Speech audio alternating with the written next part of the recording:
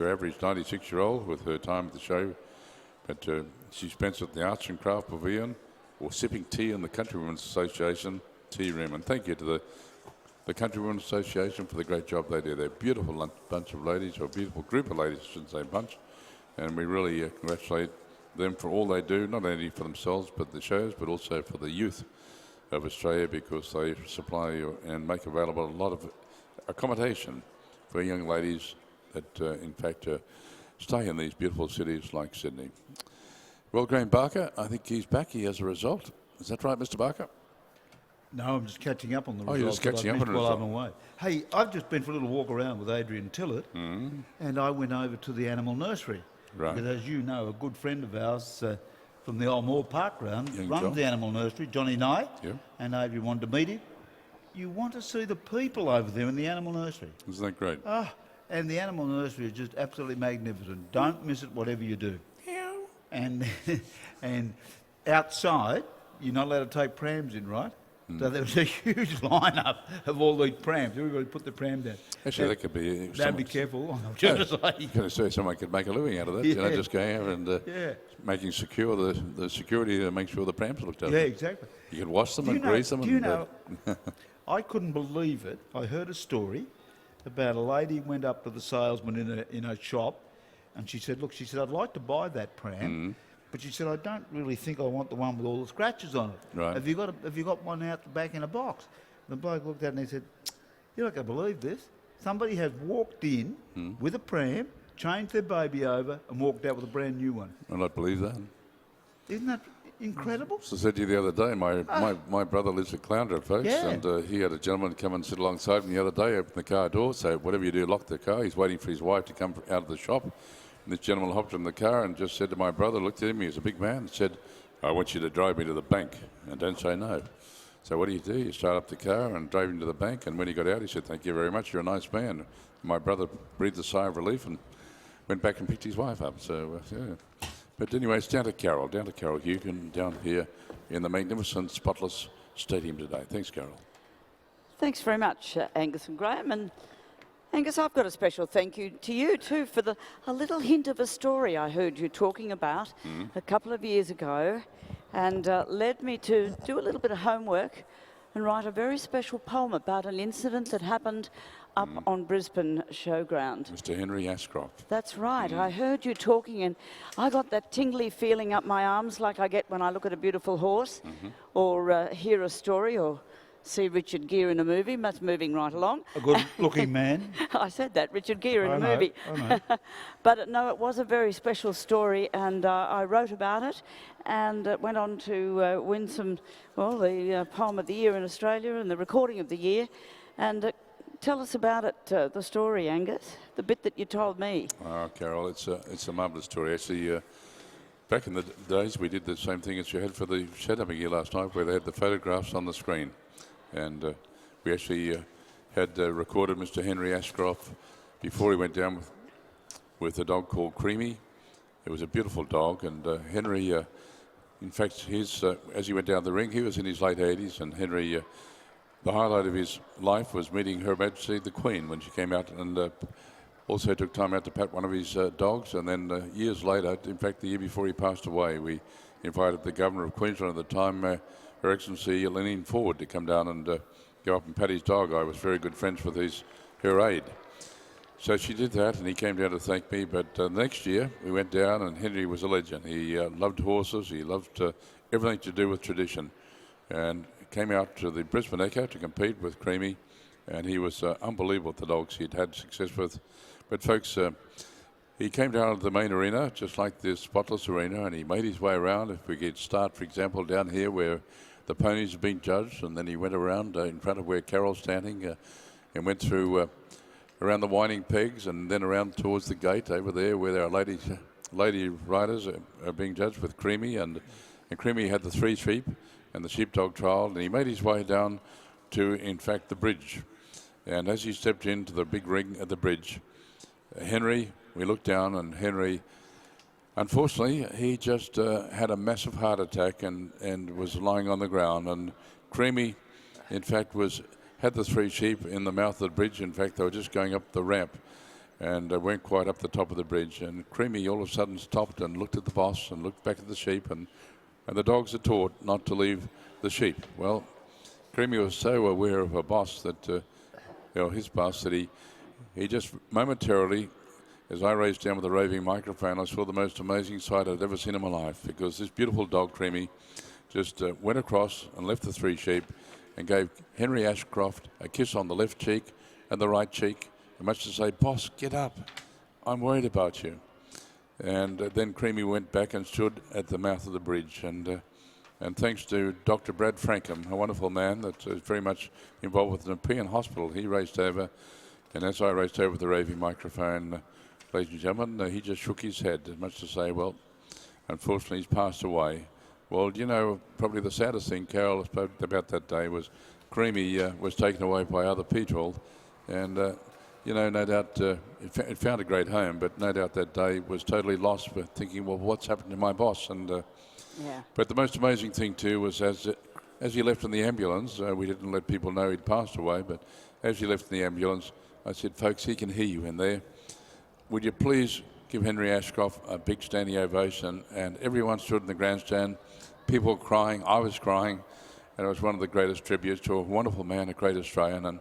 And thank you for paying tribute and writing that beautiful poem, and congratulations on winning the big award for Australia. We salute you as well.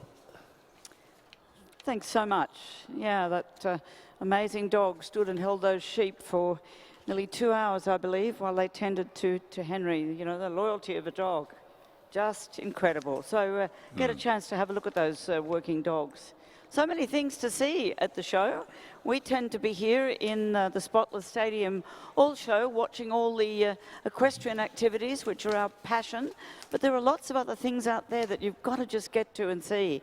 Forget it if your legs are tired. Go for it. You only get one chance to see per year the wonderful exhibits, the wonderful animals that are all a part of this year's Easter show. And don't forget those magnificent exhibits, and we'll bring you some of the highlights once the boys have just, just cut and posted and got it all ready for the magnificent district exhibits. We have a tribute to all those wonderful men and women that have won and been placed in with the results of the district exhibits. And thanks to young Jamie for coming across, and thanks to Simon for his great help as well.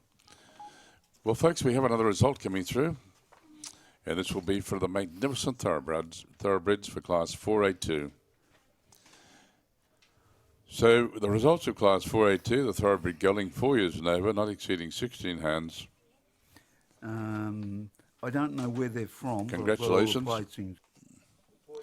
Congratulations to catalogue number 1249, Concerto, Romsey Park and Sue Thompson from Croydon in Victoria. Give them a nice round of applause. Concerto first.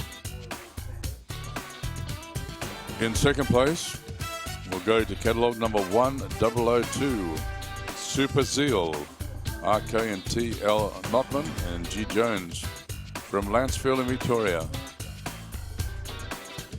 In third place goes to catalogue number 1038, Laser Encounter, Melissa Owen from Wyong in New South Wales. In fourth place goes to catalogue number 407, that's Verselli, Ellen Dillingham from Arcadia in New South Wales. In fifth place goes to catalogue number 316. Congratulations to SLM Icon, Sarah Corrigan from Kenthurst, New South Wales. And sixth place to catalogue number 506, Chambers, Angela Forster from Port Lincoln in South Australia. So ladies and gentlemen, put your hands together. Come on, give them a big round of applause. The magnificent thoroughbreds. Congratulations, well done. And there's a special rug for that class too, for class 482, a prize rug for the thoroughbred gelding, 4 years and over, not exceeding 16 hands, supported by Hillview Thoroughbreds. Thanks to Denise Ovens for your magnificent contribution here today. And also a very special thank you to International Animal Health for their support and all the classes too. We had the boss himself, Walter Vecchio, here. Welcome, Walter. It's lovely to see you and all the staff as well.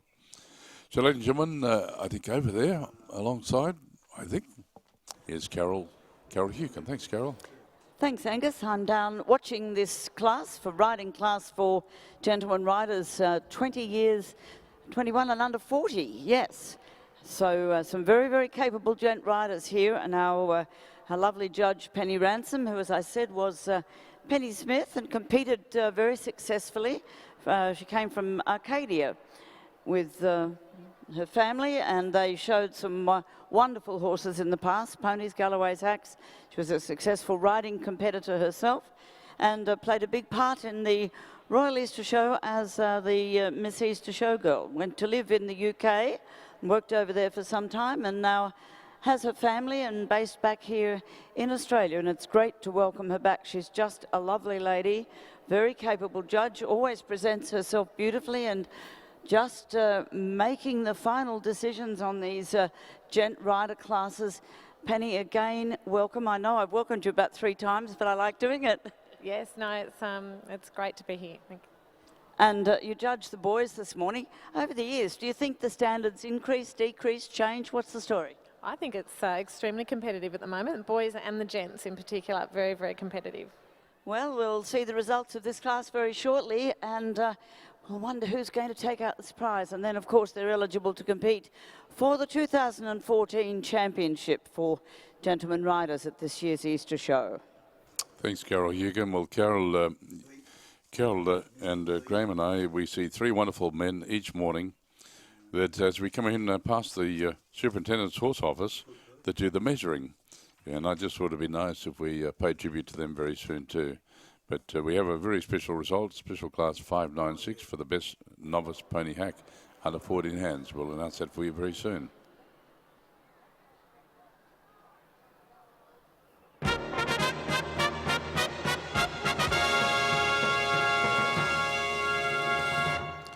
Well, ladies and gentlemen, special class 596 for the best novice pony hack under 14 hands. And congratulations, it goes to catalogue number 733, KG Goodness Gracious, P. Carney and Jay Lyons from Daruka in New South Wales. Congratulations to them.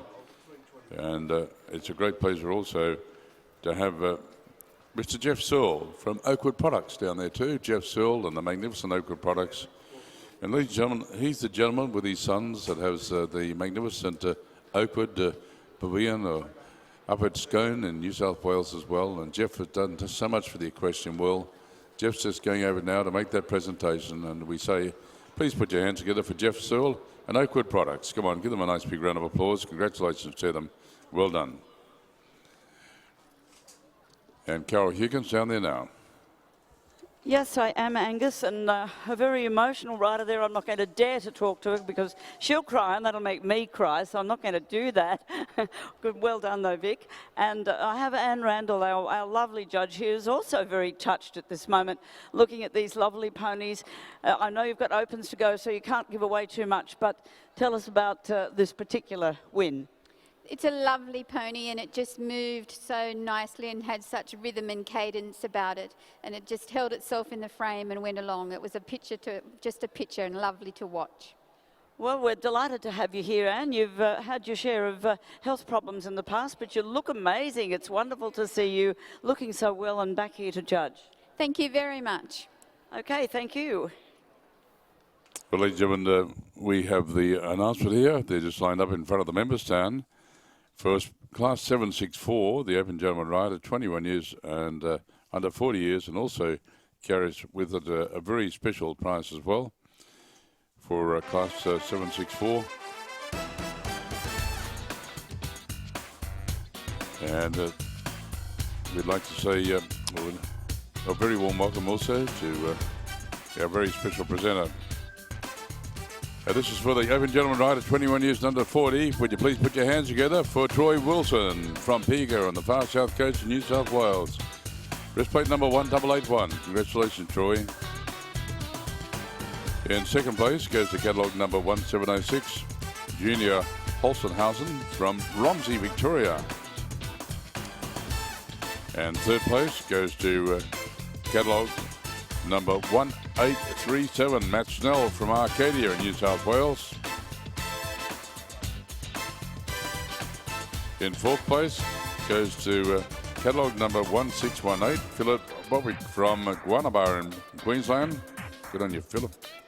And fifth place goes to catalogue number 1814, Patrick James Selway from Cabargo. And ladies and gentlemen, with this presentation, the Stephen Joseph Memorial Perpetual Prize for the winner of the Open Gentleman Rider 21 years to under 40. Welcome to Mrs. Patricia Stiles. Mrs. Patricia Stiles, Stephen's sister, is